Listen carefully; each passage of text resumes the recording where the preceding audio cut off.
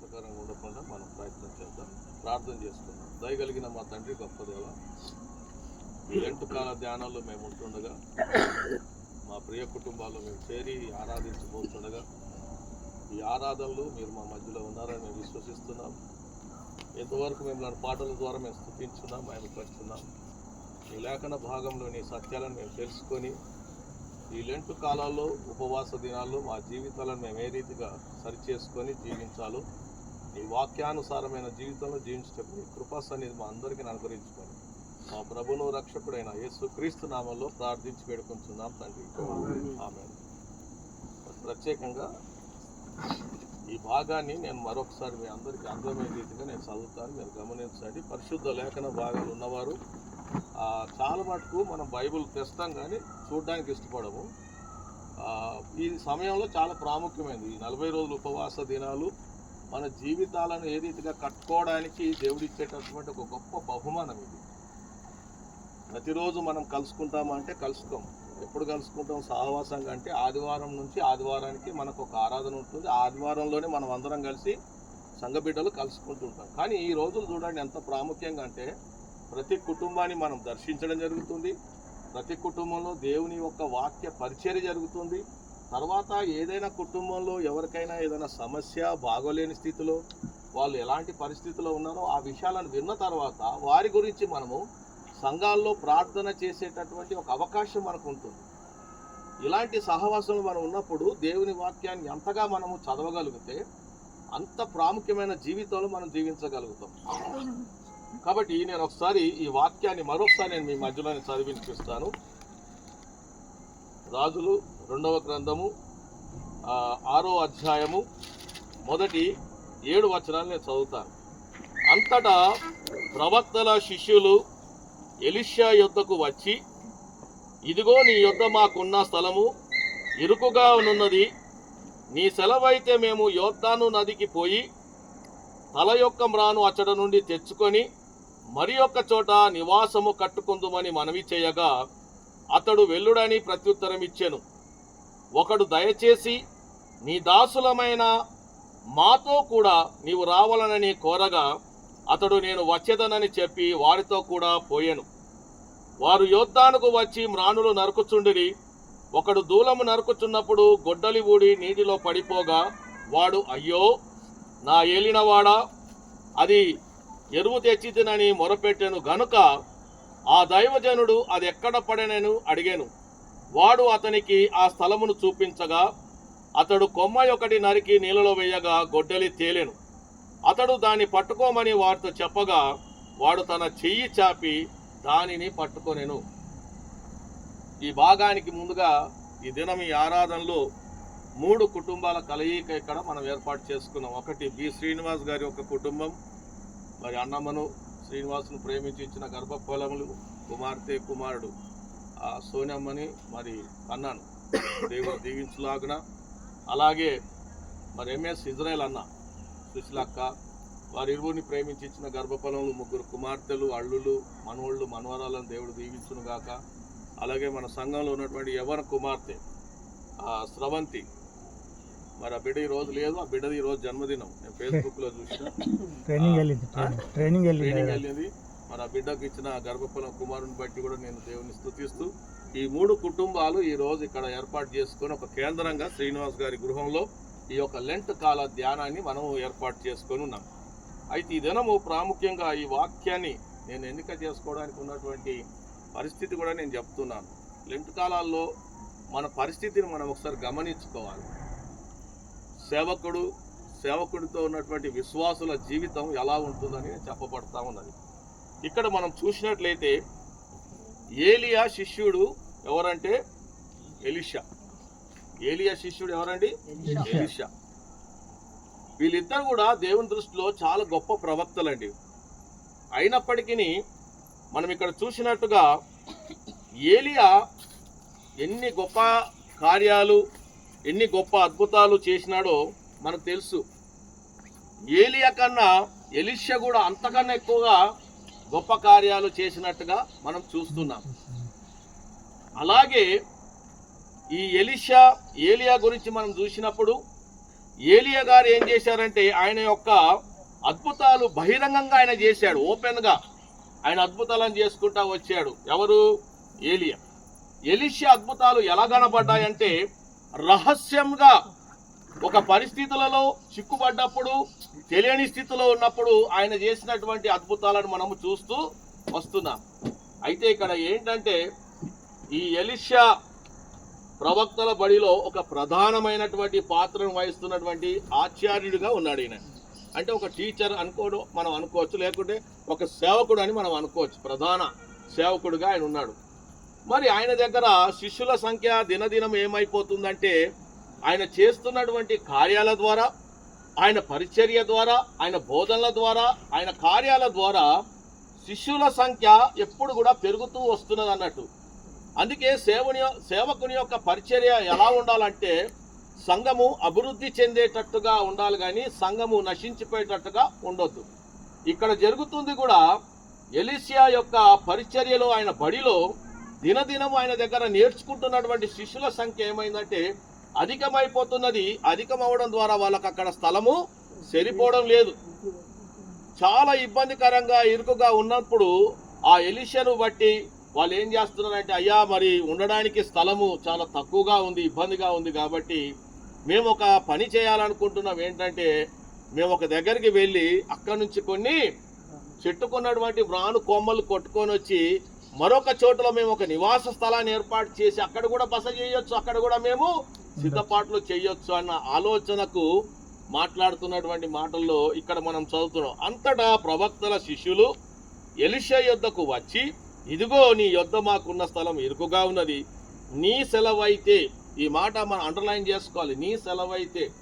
ఎప్పుడైనా ఒక సేవకుడి మాటకు గౌరవించి విలువిచ్చి ఆ సేవకుల్లో మనం ఎవరిని చూస్తామంటే ఇక్కడ ఎలీషాలో ఎవరిని చూస్తున్నారంటే ప్రభుని చూస్తున్నారు, యేసుక్రీస్తును. ఎలీషా ఎవరికి సాదృశ్యంగా ఉన్నాడంటే యేసుక్రీస్తుకు సాదృశ్యంగా ఉన్నాడు. అందుకే దేవుని వచనాలు వింటున్నప్పుడు మనం ఆయనను అంగీకరించే వారిగా ఉంటాం, ఆయన అనుసరించే వారిగా ఉంటాం. ఇక్కడ ఆయన శిష్యులు ఏమనంటే నీవు సెలవిస్తే, నీ సెలవైతే మేము ఆ చోటుకు వెళ్ళడానికి మరి మేము సిద్ధపడుతున్నాం అన్నప్పుడు ఆయన మాట విన్న వెంటనే మేము నీ సెలవైతే మేము యోర్దాను నదికి పోయి తలా యొక్క మ్రాను అచ్చటి నుండి తెచ్చుకొని మరి ఒక చోట నివాసము కట్టుకుందామని మనవి చేయగా అతడు వెళ్ళుడని ప్రత్యుత్తరం ఇచ్చెను. అంత మాత్రానే శిష్యులు వెళ్ళిపోలేదు, కానీ శిష్యులో ఉండవలసిన గుణాలు ఏంటంటే ఎప్పుడు కూడా దేవుని సహవాసంలో ఉండడం నేర్చుకోవాలి. ఎక్కడ ఉండాలి? దేవుని సహవాసంలో. ఈ ఉపవాస దినాల్లో ఉంటున్న మనము ఎవరి సహవాసంలో ఉంటున్నామో ఒక్కసారి జ్ఞాపకం చేసుకోండి. నీకు నాకు నచ్చిన వ్యక్తులతో సహవాసం చేస్తున్నామా? టీవీతో సహవాసం చేస్తున్నామా? షాపింగ్తో సహవాసం చేస్తున్నామా? ఇష్టమైన రుచులతో సహవాసం చేస్తున్నామా? లేకపోతే నిన్ను నన్ను బ్రతికించే దేవుని వాక్యంతో నువ్వు సహవాసం చేస్తున్నావా? ఇది గమనించాలి. ఈ సహవాసం పట్ల ఈ శిష్యులకు ఉన్నటువంటి ఆలోచన విధానం ఎంత గొప్పదంటే వాళ్ళు వెళ్ళమనగానే వెళ్ళలేదు, కానీ అక్కడ మరొక మాట మాట్లాడుతున్నారు. ఏంటంటే ఒకడు దయచేసి నీ దాసులమైన మాతో కూడా నువ్వు రావాలి. అందుకే సేవకుని రమ్మనడంలో, ఒక ప్రవక్తను రమ్మనడంలో దాని ఉద్దేశం ఏంటంటే దేవుని సన్నిధి మనతో ఉండడానికి మనం ఇష్టపడే వారిగా ఉండాలి. ఎవరి సన్నిధి? దేవుని సన్నిధి మనతో ఉండడానికి ఇష్టపడాలి. దేవుడు సెలవిస్తే తప్ప వెళ్ళలేము, దేవుడు మనతో ఉంటే తప్ప మనం ఏమీ చెయ్యలేమనే సత్యాన్ని మనం గ్రహించే వారిగా ఉండాలని నేను మీకు తెలియజేస్తున్నాను. మాతో కూడా నువ్వు రావాలని కోరగా అతడు నేను వచ్చేదనని చెప్పి వారితో కూడా పోయాను. వారు యోర్దానుకు వచ్చి మ్రానులు నరుకుచుండిరి. చూడండి, ఒక పని చేస్తున్నప్పుడు ఆ పనికి వారు సిద్ధపడినప్పుడు ఆ సిద్ధపాటులో పనిలో చాలా నైపుణ్యత కలిగి ఉండాలండి. నానా ఈరోజు నీ వాక్యం అంటే మనం ఏం చేస్తాము? రాత్రంతా కూర్చొని దేవా మరి మొదటిసారి నేను అక్కడ నిలబడాలి, ఒక 20 మంది ఉంటారు, నాకు భయం అవుతుంది, నేను అన్నట్టు చెప్పలేదు, నాతో కాలేదు, నా నోరు పెరగదు, నేను మాట్లాడలేను, నాకు కొంచెం ఇబ్బందిగా ఉంటుంది, నాకు ఒక ధైర్యం కావాలి, నాకు ఒక వాక్యం చూపి అని మనం ఎవరి మీద ఆధారపడతాము? దేవుడి మీద ఆధారపడు. దేవునితో ఉండడానికి ఇష్టపడడానికి చూపించినట్టుగా దేవుడి మీద ఆధారపడినప్పుడు సిద్ధపాట్లు చేసుకుంటూ ఉంటాము. ఆ సిద్ధపాట్లలో ఇక్కడ ఉన్న శిష్యులు కూడా, విద్యార్థులు కూడా సిద్ధపడుతున్నారు. ఇందులో 2 రకాల సిద్ధపాట్లు ఉన్నాయి. ఒకరేంటంటే పనికి సిద్ధపడి వెళుతున్నప్పుడు వాటికి కావలసినటువంటి మరి ఆ చెట్ల కాడికి పోయి దొరకాలి అంటే వాటికి కావాల్సిన పనిముట్లు ఇనుప వస్తువులను సమకూర్చుకున్న వారు ఉన్నారు. ఒకరేందంటే వెళ్ళడానికి సిద్ధపడ్డాడు, కానీ ఎటువంటి సమకూర్పు అనేది లేదు. లేకుండానే వెళ్ళిపోతూ ఉన్నప్పుడు జరుగుతున్నటువంటి ఇబ్బందుల పాలు ఎలా ఉంటుందని కూడా మనం చూస్తున్నాం. వారితో కూడా పోయాను, వారి యోద్ధానికి వచ్చి మ్రానులు నరుకుచుండిరి. ఒకడు దూలము నరుకుచున్నప్పుడు గొడ్డలి ఊడి నీటిలో పడిపోగా, ఏమన్నాడండి, నరుకుతున్నాడు, అది పడిపోయింది. ఎందులో పడింది? నీటిలో. అది ఎక్కడది? అది యోద్ధాన్నది ఏం చిన్న మాట కాదు. దాన్ని చూస్తే చాలా ఎత్తు నుంచి పారేటటువంటిది, చాలా లోతు అనేది మనం చూడలేము. దాని లోపల పడ్డది మళ్ళీ మనకు ఉడికే అంత అవకాశం మనకు ఉండదు. అలాంటి భయంకరమైన పరిస్థితిలో ఉన్న యోద్ధాను నదిలో ఈ శిష్యుడు ఆ చెట్టు మీదకి ఎక్కి నరుకుతున్నప్పుడు, కొమ్మలు కొడుతున్నప్పుడు, సిద్ధపడుతున్నప్పుడు ఏమైపోయిందంట? గుడ్డలు పడిపోయింది. అంటే కర్రాయన చేతులు ఉన్నది, ఇప్పుడు ఏం పడిపోయింది చెప్పండి? ఆ ఇనుప దాంతో తయారు చేయబడ్డ గొడ్డలి పడిపోయింది నదిలో. మనిషి రావడం జరిగింది, పని మొదలు పెట్టడం జరిగింది, కానీ పనిముట్టుని చూసుకోవడం ఆయన సిద్ధపడలే. ఇది ఉపయోగకరంగా ఉందా మరి లేదా, ఇది అంతవరకు పదునుగా ఉంది, ఇది నరకగలుగుతుందా నరకలేదా అని చూసుకోకుండా తన పనిని మొదలు పెట్టినట్టుగా ఉన్నాడు. కానీ ఆ కాలంలో ఇనుప వస్తువులు అందరి దగ్గర ఉండేది కాదండి. కొందరి దగ్గరే ఆ ఇనుప వస్తువులు ఉండేటటువంటి విషయాన్ని మనం చూస్తున్నాం. చాలా మటుకు ఎక్కడ పడితే అక్కడ దొరకవు అవి ఇనుప వస్తువులు. ఎందుకంటే అవి కొందరి దగ్గరే యుద్ధ ప్రాంతాల్లో యుద్ధం చేసేటటువంటి వారి దగ్గర, ఆ సైనికుల దగ్గర, ఆ రాజుల దగ్గర సిద్ధపాటు చేసి ఉంచేటటువంటి వాటిని ఆ రోజుల్లో అవి తక్కువగా ఉండేది. అలాంటి పరిస్థితిలో ఈ వ్యక్తి తెచ్చుకున్నటువంటి ఆ గొడ్డల్ని చూడకుండా ఆ పనికి ప్రారంభించినప్పుడు ఆ పనిలో ఏం జరిగిందంటే కొంత ఇబ్బంది జరిగింది. ఏంటంటే తను కొడుతున్నప్పుడు ఆ గొడ్డలి యుద్ధంలో పడిపోయింది. అప్పుడు అంటున్నాడు, అయ్యో నా ఏలినవాడా, అది నేను అరువుకు తెచ్చి తినని మొరపెట్టాను. చూసారా, సిద్ధపాటు లేనప్పుడు సిద్ధముతో ఉన్నవాడిది ఒక జీవితం ఉంటే సిద్ధం లేని వాడి జీవితం మరొక రీతిగా ఉంటే అది ఎక్కడి నుంచి తెచ్చుకున్నాడట? అరువుకు తెచ్చుకున్నాడట, వేరేల దగ్గర తెచ్చుకున్నాడు. మరి వేరేవాడు ఇచ్చినప్పుడు అది ఎంతవరకు అది సమముగా ఉంది, మంచిగా ఉందా అని చూసేంత ఆలోచన లేకుండా ఇచ్చిన వాడిది తీసుకొని వచ్చి పనిలోకి ప్రారంభించగానే కొంత నష్టపోయే అవకాశం వచ్చింది. కొంత ఇబ్బందిగా ఆయన బాధపడ్డాడు. ఆ ఇబ్బంది వెనక ఏమంటున్నాడంటే, అయ్యో ఇప్పుడు నేను తిరిగి మళ్ళీ దీన్ని నేను ఆయనకి ఎలా ఇవ్వగలుగుతాను? నేను అరువుకు తెచ్చుకున్నానే, నేను ఇప్పుడు అది ఇవ్వకపోతే నా పరిస్థితి ఏంటి అని బాధపడుతున్నటువంటి సమయంలో ఆయన చేస్తున్నాడు. అతడు అదే మొరపెట్టెను గనుక ఆ దైవజనుడు అది ఎక్కడ పడనని అడిగాను. బాగా గమనించండి, ఏదైనా మనము చేసినప్పుడు ఆ పనిని మనం జ్ఞాపకం చేసుకోవాలి. నేను ఇక్కడే కదా పోగొట్టుకుంది, నేను ఇక్కడే కాదా ఇంతసేపు నిలబడి, ఇక్కడే కాదా నాకు జరిగింది ఈ సంఘటనను జ్ఞాపకం చేసుకోవాలి. అక్కడ దైవజనుడు అడుగుతున్నాడు, అది ఎక్కడ పడేనని అడిగాను. అన్నప్పుడు వాడు అతనికి ఆ స్థలమందు చూపించగా అతడు కొమ్మ ఒకటి నరికి నీళ్ళలో వేయగా గొడ్డలి తేలేదు. ఎవరు నరికారండి ఇప్పుడు కొమ్మ? ప్రవక్త అయినటువంటి దైవజనుడుగా ఉన్నటువంటి వాడు, దేవునికి సమానంగా మనం ఇందులో చూస్తున్నటువంటి వ్యక్తి ఒక చెట్టు కొమ్మని నరికి ఎందులో వేశాడు? యోద్ధా నదిలో. అది పడిన స్థలములో వెయ్యగానే ఇనుప వస్తువు తేలుతుందా అండి నీళ్ళలో? తేలుతుందా రాజన్న? తేలుతుందా? మరి స్టీమర్ తేలుతుంది కదా నీళ్ళలో. టైటానిక్ షిప్ ఇనుపదాంతో తయారు చేయబడింది, నీళ్ళ మీద తేలి కొన్ని వేల మందిని ప్రయాణం చేస్తుంది కదా ఈ ఒడ్డు నుంచి ఆ ఒడ్డుకి. మరి అది ఇనుము కాదా? అది తేలడం లేదా? ఇక్కడ ఇందులో ఉన్న మర్మాన్ని మనం గ్రహించాలి. పడిపోయినటువంటి అది ఏదైతుందో, ఆయన దైవజనుడు అని మనం అంటున్నాం, ఆయన వేసాడు అది వచ్చిందని. ఇప్పుడు దీని కథ ఇక్కడ నుంచే ప్రారంభించబడుతుంది. ఏంటి దీని అనుకున్న మర్మం ఏంటి, సాదృశ్యాలు ఏంటి అని. వాడు అతనికి ఆ స్థలము చూపించగా అతడు కొమ్మ ఒకటి నరికి నీళ్ళలో వేయగా గొడ్డలి తేలెను. అతడు దాన్ని పట్టుకోమని వానితో చెప్పగా వాడు చెయ్యి చాపి దాన్ని పట్టుకోలేడు. అంటే ఇప్పుడు ఇక్కడ చూడండి, ఆ ఇనుము అనేది ఏదైతే ఒక కర్రకు అమర్చబడి గొడ్డలిగా ఉందో ఆ ఇనుము ఎవరంటే మనిషి, మానవుడు. మనం దానికి పోల్చుకొని మాట్లాడాలి. మనం ఎప్పుడు కూడా ఈ ఉపవాస దినాల్లో మనం ఏం చేస్తుంటాం అంటే జారిపోతూ ఉంటాం, పడిపోతుంటాం. నువ్వు ఎలాంటి పరిస్థితుల్లో పడిపోయావు ఒకసారి జ్ఞాపకం చేసుకోండి. మన జీవితంలో సమాధానం లేకుండా మనం పడిపోయి ఉన్నామా? ఆర్థికపరమైన సమస్యలతో పడిపోయి ఉన్నామా? ఒకరిని ప్రేమించలేక ద్వేషంలో పడిపోయి ఉన్నామా? బంధంలో బంధుత్వాలలో మాట్లాడకుండా విభేదాలతో పడిపోయి ఉన్నామా? నువ్వు ఏ స్థితిలో పడిపోయావో ఒక్కసారి నువ్వు చూసుకోగలిగితే నీ జీవితాన్ని, ఆ చూసుకున్న వ్యక్తి ఆ పడిపోయిన చోటుని నువ్వు జ్ఞాపకం ఉంచుకోగలిగితే, నువ్వు ఏ చోట్లో పడిపోయావో ఆ చోటును నువ్వు జ్ఞాపకం ఉంచుకొని నువ్వు ఎక్కడికి వెళ్ళాలంటే దేవుడి దగ్గరికి వెళ్ళి మొరపెట్టుకోవాలి. ఈయన అదే ఇక్కడ పెడుతున్నాడు, ఏమని?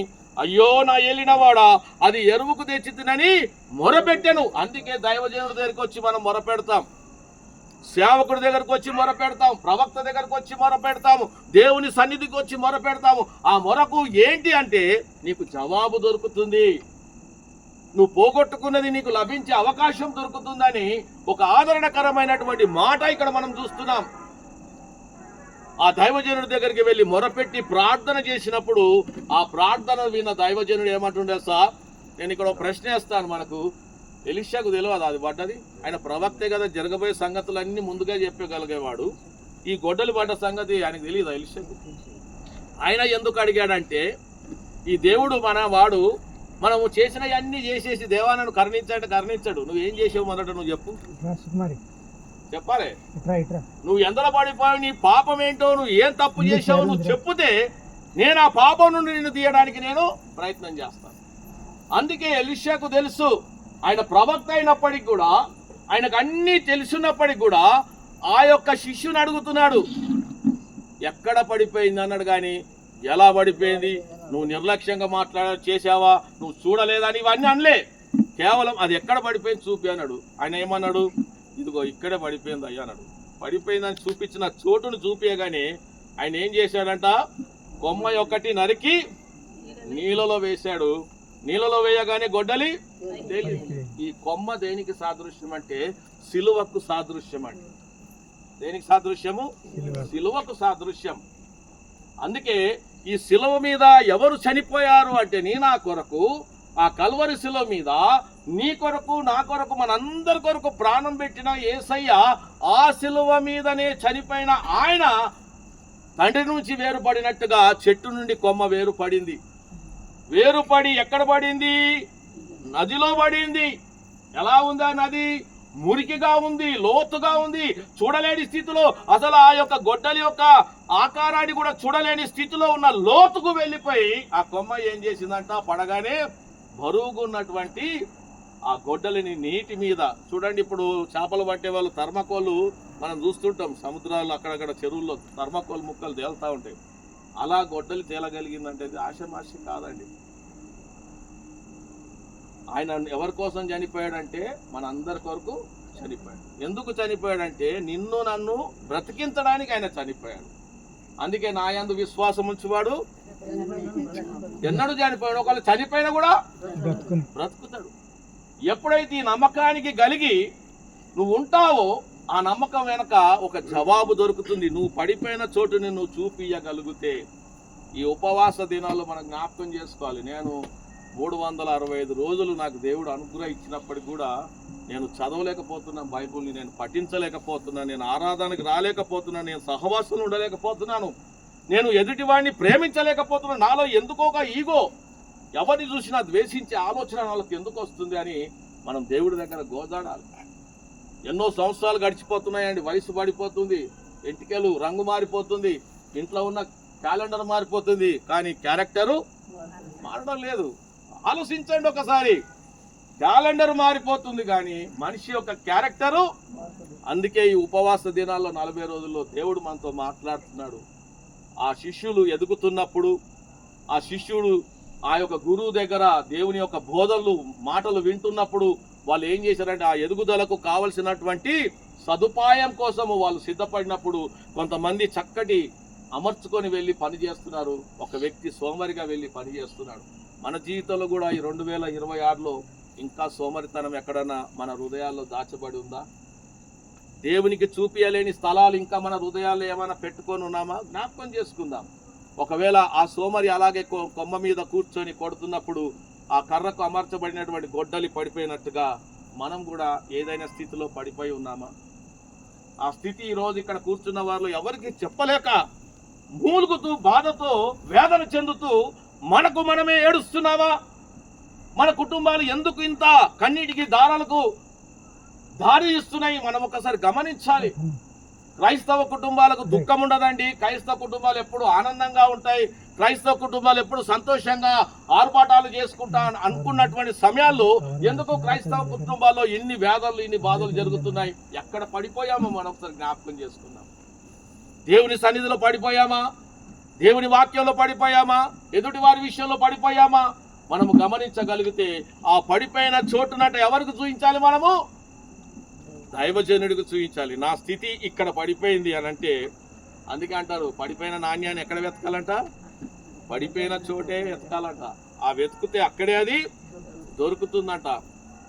ఈ యోర్దాను నది ఒక మురికి గుంటగా ఉన్నటువంటి, బంధకాలలో పడిపోయి ఉన్నటువంటి, ఎవరు తీయలేని స్థితిలో, ఎవరు చూడలేని స్థితిలో ఉన్నటువంటి ఆ గొడ్డల్ని సిలువ అనబడిన క్రీస్తు నీ కొరకు నా కొరకు ఆ కల్వరి సిలువ మీద ప్రాణం పెట్టిన ఆ కొమ్మ, సిలువకు సాదృశ్యమైన సిలువ ఏం చేసిందంటే ఆ మరణంలోకి వెళ్ళి మూడవ దినము నిన్ను లేపినట్టుగా, పునరుత్థానాన్ని జ్ఞాపకం చేసినట్టుగా, నిన్ను తిరిగి లేపబడిగేటట్టుగా దేవుడు నిలబెట్టాడు. హల్లెలూయా. నోరున్న వారని చెప్తాం హల్లెలూయా. నీ స్థితి నుంచి నిన్ను మార్చగలిగే దేవుడు, మరణం నుండి నిన్ను లేపగలిగే దేవుడుగా ఉన్నాడని జ్ఞాపకం చేసుకో.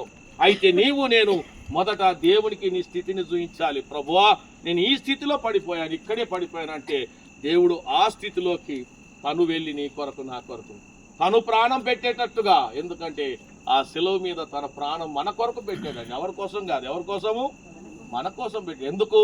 మనము నశించిపోకుండా ఉండడానికే ఆయన చనిపోయి మనని బ్రతికించడానికి ఆయన శిలువమాను మీద వేలాడినాడు. ఒకసారి మొదటి పేతురు చూద్దారా? బైబిల్ గ్రంథంలో మనం ఒక చిన్న మాట చూద్దాం. ఆ సిలువ ఏం చేస్తుంది? పడిపోయిన సిలువ దేవుని దగ్గరకు చేర్చేటటువంటి మార్గాన్ని చూపిస్తుంది మనకు. మొదటి పేతురు 2:24 వచనాన్ని చూద్దామా? ఒక గట్టి స్వరంతో మనం చదువుదాం. అయితే మీరు మొదటి నుండి దేనిని వింటిరో అది మీలో నిలవనీయుడి. మీరు మొదటి నుండి వినినది మీలో నిలిచిన ఎడల మీరు కూడా కుమారుని యందును తండ్రి యందును నింతురు.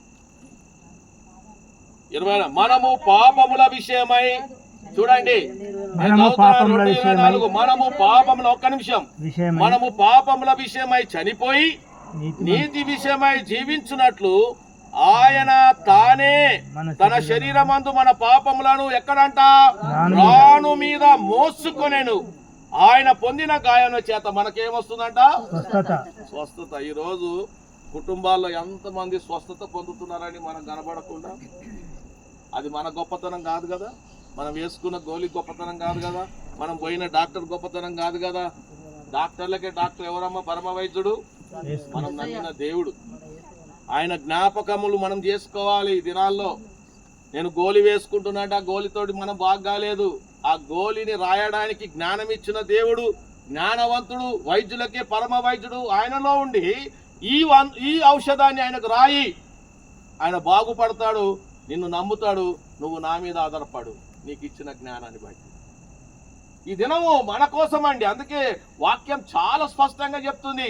ఎవరి కోసం ఆయన చనిపోలేదు, చాలా స్పష్టంగా చెప్తుంది. మనము పాపముల విషయమై చనిపోయి, మనం చేసిన తప్పు మనని ఏం చేసిందంటే, అక్కడ చెట్టు మీద కూర్చున్నాడు, చేసిన తప్పేంటి? చూడకుండా పనిని ప్రారంభించాడు. తప్పు జరిగింది, గొడ్డలు పడిపోయింది, మనం కూడా తప్పు చేశాము. ఎందులో పడిపోయాము? పాపపు ఊబిలో పడిపోయాము. ఇప్పుడు ఈ పాపపు ఊబిలోకి వెళ్ళి ఎవరు నిన్ను లేపాలి చెప్పండి? ఎవరు తేగలుగుతారు? నీ తల్లి, నీ తండ్రి, నీ అన్న, నీ చెల్లె, నీ బంధువా, నీ రక్త సంబంధు, ఎవరు కాదు. ఓన్లీ వన్ పర్సన్, నువ్వు ఆరాధిస్తున్న దేవుడు తప్ప ఎవరు నిన్ను తేలేరు. అందుకే నీతి విషయమై జీవించినట్లు ఆయన తానే తన శరీరమందు మన పాపములను రాను మీద మోసాడండి, సిలువ. అందుకే నేను రాసుకున్న పాటల్లో ఒక పదం రాశాను, సిలువ నీకున్న ఎడల అది కష్టాలలో నీకు చలువ. సిలువ నీకున్న ఎడల, నీకు సిలువ ఉందనుకో, అది నీకు కష్టాల్లో ఏం చేస్తుందంట? చలువ. చలువ అంటే మీరు సర్ది అనుకునేరు, సర్దే కాదు. చలువ అంటే చాలా రాసుకున్నావు. ఉపశమనం అంట, అంటే ఒక దాంట్లోకి వెళ్ళి నీకు ఉపశమనం, విడుదల కలిగించడం. తర్వాత అంతేకాకుండా ఒక హాయిని కలిగించడం అంట. అప్పుడప్పుడు చూడండి, బాగా ఎండలో విపరీతంగా తిరిగి వచ్చినోడికి ఏసీ వేసుకుంటే వాడి ముఖం చూడండి, ఇప్పుడు ఊపిరా నాకు మళ్ళీ బ్రీతింగ్ వచ్చింది. ఎందుకంటే ఈ చల్లగాలి రావాలి, లేకుంటే మనము మొత్తం ఒక హాయిని కలిగిస్తుందట. ఈ హాయిని కలిగించేది ఏదైనా ఉందా, ఈ ఉపశమనాన్ని కలిగించేది ఏదైనా ఉందా ఈ శ్రమ దినాల్లో అంటే సిలువ దగ్గరికి రావాలండి. అందుకే అంటారు, నువ్వు ఎన్ననగా లోకంలో ఎక్కడికైనా పో, నీ చివరి దశ, నీ చివరి మార్గం ఎక్కడంటే సిలువకే. ఆ సిలువ దగ్గరికి వచ్చిన వారి జీవితాలు ఎలా ఉంటాయంటే ఆనందదాయకంగా ఉంటాయంట. అందుకే నేను యవ్వన బిడ్డలకు నేను చెప్పే మాట, ఇక్కడ ఎంతమంది ఉన్నారో నాకు తెలియదు కానీ లైట్ వల్ల నేను మొన్న కాలేజీలో నేర్చుకున్న మాట, పిల్లలు బాగా నేర్చుకోండి. బైబిల్ వాక్యాలు మీరు ఏం చదువుతారో నాకు తెలియదు కానీ నాకు ఒక మాస్టర్ గారు చెప్పారు, ఒక గురువు చెప్పాడు. ఏంటంటే మనకు నెలకు ఎన్ని రోజులమ్మా? 31 రోజులు. అప్పుడప్పుడు 30, ఈ నెలలో చూస్తే 28. ఇది వదిలేయండి. ప్రతి యవన బిడ్డ మీ జీవితం మీరు ఏం చేయాలని తెలుసా? సామెతల గ్రంథం చదవాలంట. 1వ తారీఖు 1 సామెత, 2వ తారీఖు, అట్లా 31 రోజు చదివితే 31 సామెతలు.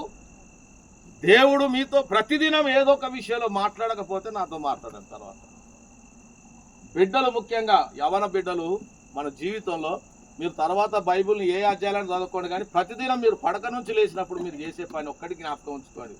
రాబడంకులు ఇవాళ 2026, ఇవాళ తారీఖు ఎంత? 21 ఫిబ్రవరి. బతుకుంటే వచ్చే సంవత్సరం గుర్తు చేసుకుందాం చెప్పిండు అని. ఓకేనా? నా మాట వినండి. ప్రతిదినం మీ పడకలకి వెళ్ళి వేసినప్పుడు మీరు చేయవలసిన పని సామెతల గ్రంథం రేపు 22వ తారీఖు అయితే 22వ అధ్యాయంలో చదవండి. ప్రతి వారి జీవితంలో మాట్లాడుతున్నట్టు ఒక్కొక్క మాట. అందులో పెళ్ళైన పిల్లలకు, ఆడవాళ్లకు, యవన బిడ్డలకు అన్నిటికీ ఉన్నాయి. అందులో చదువులకు, జ్ఞానం అవన్నీ ఉన్నాయి దాచబడి. తర్వాత మీ సమయాన్ని బట్టి వేరే గ్రంథాలు చదవండి. కానీ ప్రాముఖ్యంగా నెల అయిపోయినాక బంద్ చేయాలనుకోవాలంటే కాదు, కంటిన్యూషన్. ఇది 365 days రొటేట్ అయితేనే ఉండాలి.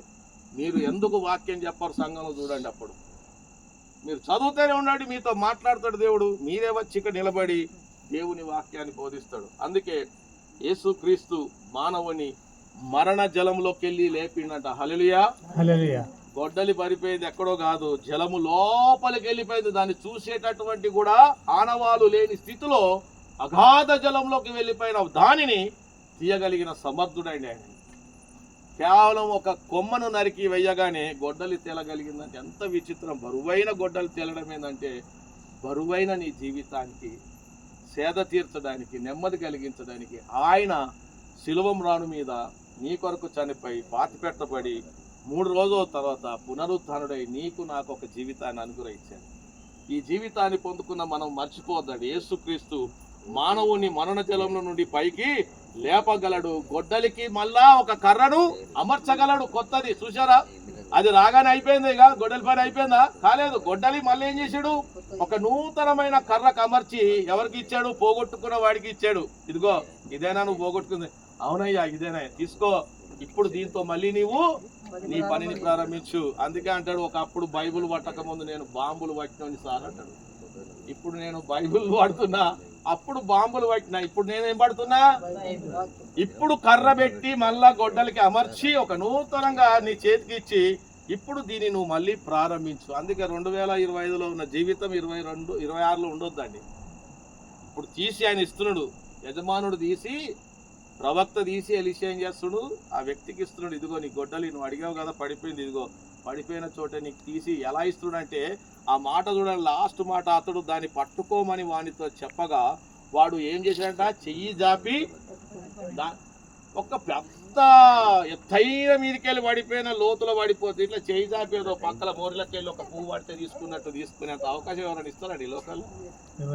అంటే నీ శ్రమలలోకి వెళ్ళి నిన్ను తప్పించిన దేవుడు నీకు ఎలా అంటే ఒక చేరువుగా దగ్గరగా తీసుకొచ్చి నువ్వు పోగొట్టుకున్న దాన్ని తీసుకునేంత అందుబాటులో నీకు ఇస్తున్నాడు. చూడండి, అది దేవుని యొక్క గొప్పతనం. నువ్వు చెయ్యి జాపి తీసుకునే స్థితిలోకి తీసుకొచ్చి నిన్ను తీసుకో అంటే నువ్వు తీసుకోకపోతే 2026లో నువ్వు ఇంకేం బాగుపడతావు?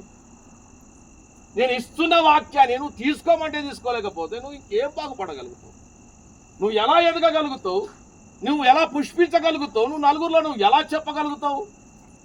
ఆ మాట చూడండి, నాకు అనిపిస్తుంది ఆయనకు దగ్గరగా ఆయన వెళ్ళి తీసుకొని అంతగా ఆయన చేరువుగా పెట్టినంటే ఎంత గొప్ప విశేషం అండి. ఆయన చెయ్యి జాపి తీసుకున్నాడంట. అంటే దేవుడు అందుకే మనకు అప్పుడు ఒక రోజు కష్టం వస్తే ఆ కష్టంలో మనం కన్నీరు గారిస్తే దేవుడు అంటాడు, ఈ రోజు ఏడుస్తున్నా కదా, ఇదే కళ్ళకి వెళ్ళి ఆనంద భాషలు చూస్తావు, ఇదే నోరు ఎక్కి ఎక్కి ఏడుస్తుంది కదా గొంతు ఆరిపోయేటట్టుగా, ఇదే గొంతుతో నువ్వు కేకలేస్తావు ఒకరోజు. కేకలేస్తావు. నా దేవుడు చేసిన కార్యాలు అద్భుతమైనవి, విచిత్రమైనవి, గొప్పవి, ఎవరు వర్ణించలేని, వివరించలేని అని ఇదే నోరుతో నువ్వు చెప్పగలిగే స్థితిలోకి మార్చబడతావు. హల్లెలూయా. దేవుడి మీద నమ్మకాన్ని పెట్టండి, దేవుడి మీద ఆధారపడండి. ఎలీషా మీద ఆ యొక్క బిడ్డ, యవన బిడ్డ, విద్యార్థి ఆధారపడినట్టుగా మనం కూడా దేవుడి మీద ఆధారపడితే ఆ సిలువ నిన్ను నన్ను రక్షిస్తుందండి. అందుకే ఈ శ్రమల కాలాల్లో సిలువ ధ్యానాలు ఎంత చేస్తామంటే చాలా చేస్తాం. సిలువ ధ్యానాలు చాలా చేస్తాం, కానీ ఆ సిలువ వెనక ఉన్నటువంటి ఆ గొప్పతనాన్ని మనం గుర్తించాలి. ఎన్ని సిలువలు వేసుకొని పోతామండి మెడల?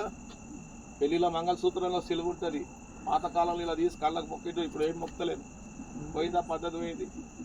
పోతా ఉంటాం ధర్మారంలో, క్యాథలిక్ చర్చ్, నడిపెళ్ళ సిఎస్ఐ చర్చ్, సిలువలు కనబడితే బండి మీద ఒక్కసారి ఇట్లా అనుకుంటాం. అది కూడా పోతుంది ఈ రోజులు అంటలే. దేవుడు అయ్యగారులు పాస్తలు కడితే పాత రోజుల్లో వీధుల్లో నడుస్తుంటే ఇట్లా క్యాస్టిక్ వేసుకొని ఇట్లా అంటుండే వంగి, అయ్యా ఇప్పుడు అది కూడా లేదు, పోయింది. ఇంట్లో సిలువ పెట్టుకుంటాం, పాపం పనులన్నీ చేసి సిలువ కాడ బైబిల్ ఏదో పెట్టిపోతాం, దాన్ని గుర్తించాం.